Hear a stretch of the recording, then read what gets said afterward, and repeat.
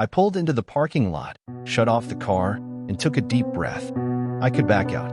I hadn't told anybody yet. If I did it, I could brag about it. If I didn't do it, then no one would know. Skydiving. It would be a tandem skydive with the instructor strapped to your back, guaranteeing a safe landing, a fall through the void with a knowledgeable companion. That's what finally swayed me. If I froze up and couldn't pull the ripcord, then my able, keen-minded buddy would have no problem doing it for me. "Hey fella," the muffled call came through my closed windows. I opened the door and stepped out onto the gravel parking lot. "Larry, Loco Larry they call me. You can just call me Loco." A tall, bushy-bearded, red-headed bull of a man stuck out his hand. I stuck out my hand and grasped his. He squeezed down like a vice, crushing my fingers together like a bundle of sticks. I wasn't prepared for the aggressive handshake. "Kenny." "What's up, Kenny? Are you ready for an experience of a lifetime? You're never gonna forget this?" "I'm ready, I guess." He laughed, shaking his head from side to side. "Come on inside." I followed him up a small modular stairway into a little portable. It reminded me of my high school algebra class, except there was only 2 desks in the entire room, one enormous office desk and one small elementary school desk. I knew my place and took a set in the cramped-up school desk. "We'll go over a few things in the classroom, practice a bit in the yard, and then hop on the plane." He walked over to the executive desk, opened a drawer, and pulled out some papers. "First, you've got to sign some waivers.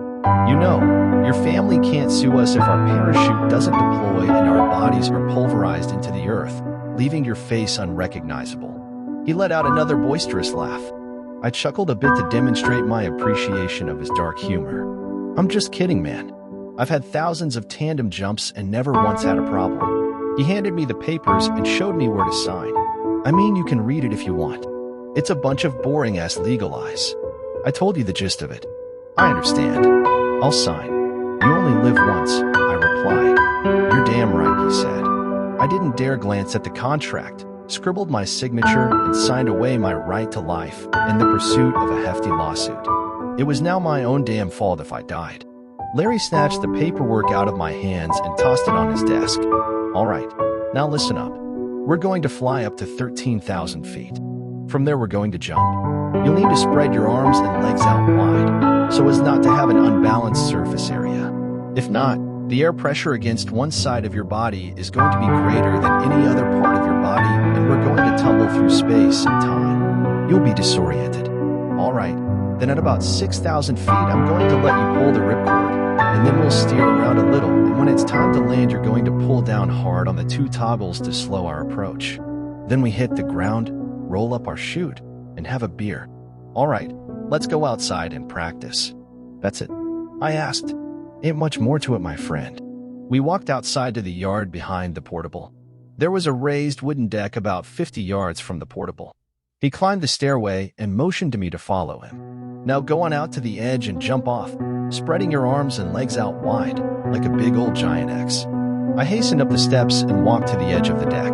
I stopped and stared down at the ground. "What are you waiting for?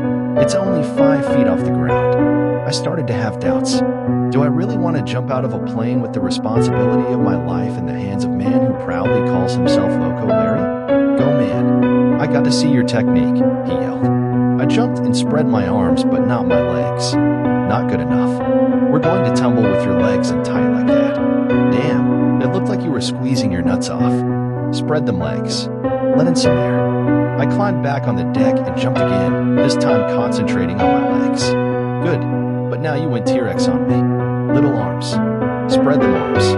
Time and time again I jumped, but there was always something wrong. I lost count of how many times I jumped. I was getting frustrated. Did I pay all this money just to be a dancing backyard ballet dancer? After some time, I heard a sputtering engine gasping for air, churning its rusty old cogs against the force of failure. It sounded like a lawn-mower engine with barely a drop of gas in its tank. "All right, the plane is ready." I looked over to my right. There was an old tan single-prop plane struggling out of the hangar. Its wing was straddled across the top of the plane. "Come on, let's get outfitted and ready to go." Did I perfect the technique? Nah, but it's good enough. I'll do the rest. I didn't feel too confident with his answer. "Go on over to the plane and I'll get our gear." I jogged over to the plane, The pilot opened his door and squawked out some words, but I couldn't hear him. What? Pete. My name is Pete. I waved at him. Kenny, I responded and pointed to myself as if I was talking to an ape with no understanding of the human language. There were no more attempts at conversation, since it would take too much effort, yelling over the droning of the dilapidated aircraft engine. Larry bounced his way over to the plane, carry a pack sack and 2 helmets. He slammed a red helmet over my head and handed me some safety goggles. Then he tossed me a red and yellow one-piece polyester skydiving suit and a harness. Put it on the suit and harness, and then we'll hook up. After we got dressed in our gear, Larry walked over behind me and grabbed me from behind. It was a violent embrace. He pulled me in tight, and I could hear the fastening of metal buckles, the clicking together of 2 men as one unitized entity. All right, let's walk over to the plane. We lumbered together toward the plane as a clumsy, awkward Siamese twin born of 2 different mothers. We got to the plane and slowly climbed up into the plane. We sat down on the floor and pondered the gravity of the moment. You might want to close the door, hollered Pete. Larry reached over my head and slid the door shut. The plane moved out into the small runway. We accelerated and began liftoff. The plane rose steadily but then dipped violently back toward the earth. The pilot stabilized the course and leveled the plane to an acceptable ascent. Yet, ever so often the plane would dip again, causing my stomach to shift in my abdomen. After a few more minutes of erratic flight, I was more than ready to jump out of the plane. Finally, the winged jalopy made it to 13,000 feet and Larry slid open the door. The air rushed immediately in and pounded against the interior of the plane. My heart rate increased, pushing hard against my chest. Larry scooted us across the floor to the edge of the door. You ready? When we push out, remember to push out your arms and legs. Imagine yourself as the capital letter X. By the way, what do you do for a living? I was stumped. Was this a time for small talk? I'm a dock worker. I load and unload freight in and out of trailers. Not very exciting. I own a bar and bartend full-time. In fact, I came straight over after a few shots. Got to get the blood pumping and ease your nerves if you're going to jump out of a plane hooked up to an unsuspecting stranger. He rolled in laughter, and I swear I could smell vodka in the mist of his jovial spittle.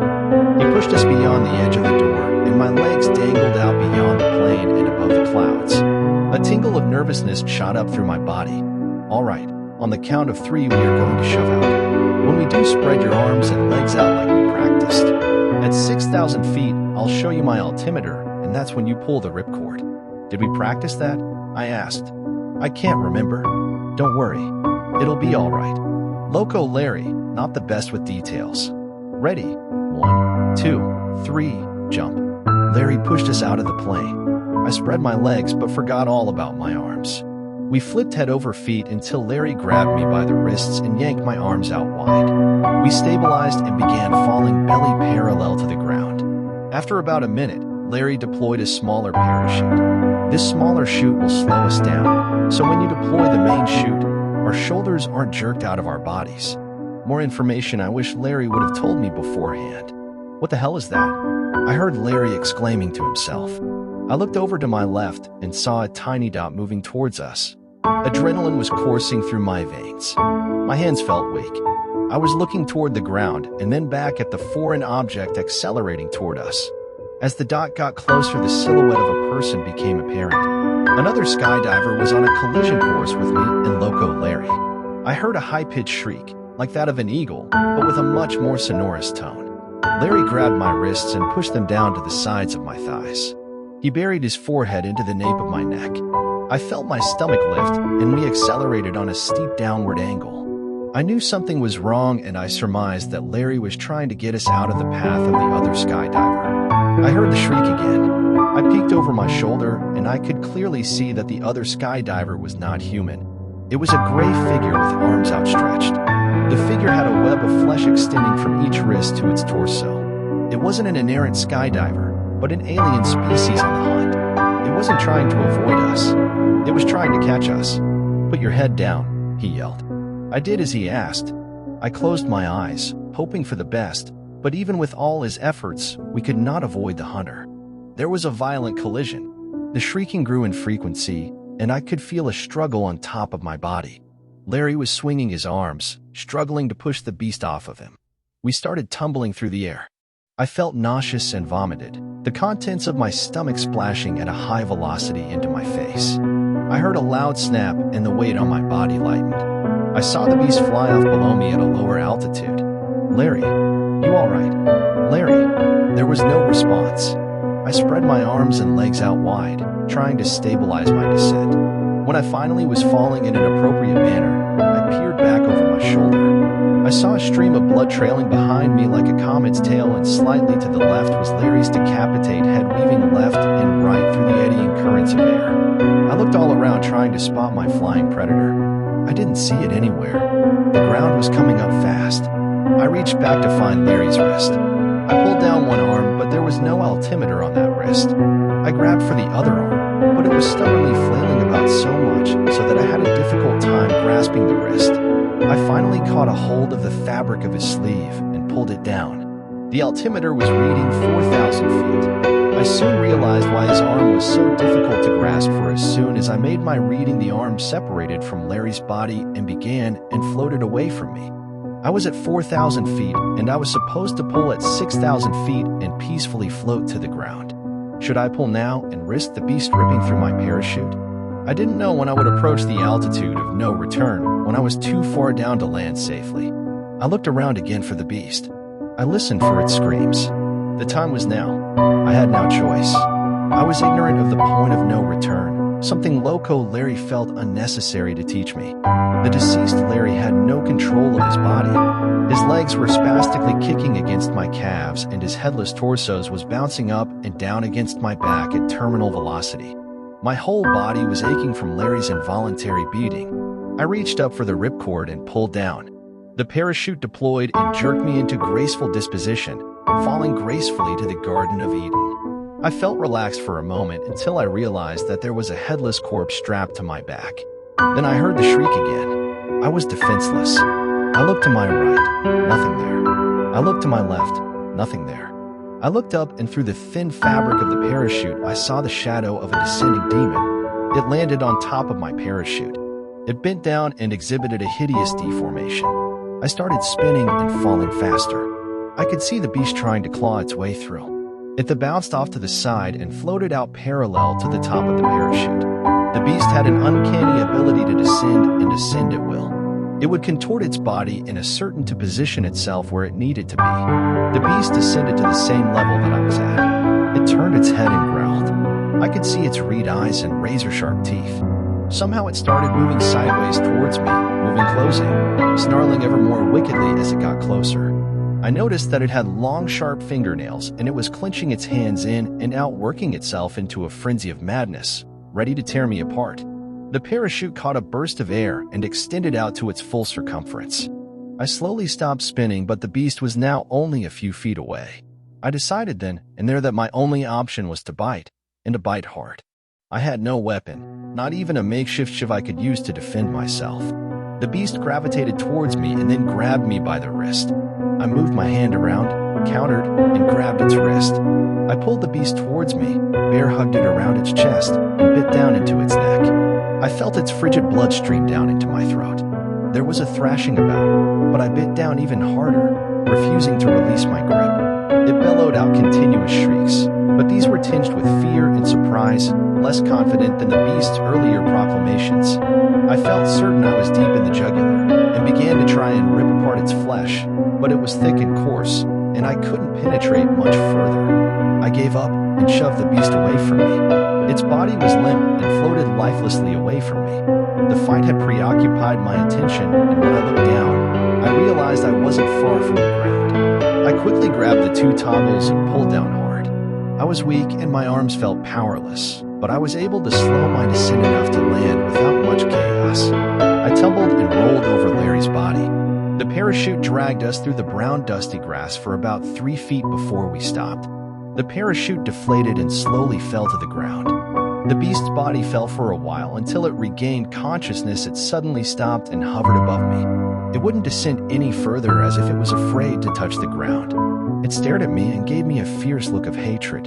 It was communicating to me an accentuated sense of resentment, barking, growling, and shrieking, as if to say that it wanted revenge. It was usually only a hunter, but in this case it became personal. When the beast was finished expressing its hostility, it became quiet, its eyes glowed a brighter red, and then it quickly shot up into the atmosphere. "Fuck you," I murmured to myself. I unbuckled my harnesses and let Larry's body fall to the ground. There was no more blood flowing from his neck. I rationalized that maybe the fall had thrust all of the blood out of his exposed veins and into the atmosphere. Somewhere miles away, clouds were going to bleed the essence of Loco and Larry out onto the fields of rural America. At that point, it was obvious to me that this was my first and last escapade into skydiving.